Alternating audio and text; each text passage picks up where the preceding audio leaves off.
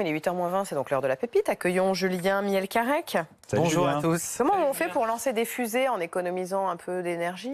C'est pas vraiment lancer des fusées, je vais t'expliquer, mais lancer des regarde en fusées. tout cas le test impressionnant de la NASA. Ah, mais Regarde, non, mais regardez ce n'est pas une fusée. cette quantité d'eau. Non, mais Alors, c'est un peu j'essaie. plus compliqué que ça. 1,7 million de litres d'eau déversés en une minute. Une lance de pompier, vous savez combien ça déverse d'eau en une minute? Pas comme ça, non. 500 litres. Vous voyez la comparaison ou pas? Tout ça à 30 mètres de haut. Alors pourquoi la NASA fait ça?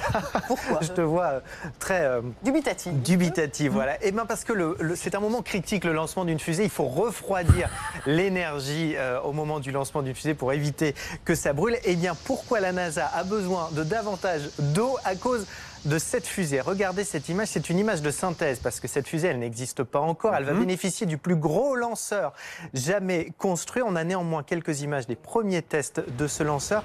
Elle va décoller normalement en 2020 pour aller sur Mars, la Lune ou même Jupiter. C'est vraiment un des projets de la NASA. Et donc pour pouvoir faire décoller cette fusée, il faut pouvoir faire baisser la température, d'où ce test grandeur nature que je vous ai montré de la NASA. En vrai, Adeline, toute cette eau que je vous ai montrée, elle sera dans les tuyaux, dans la tuyauterie autour de la rampe de lancement de cette fusée qui doit décoller au mieux en 2020. C'est liquide, quoi. Exactement. D'accord. Parce que sinon, ça peut prendre feu au moment du lancement de la fusée, ça peut embêtant. s'enflammer.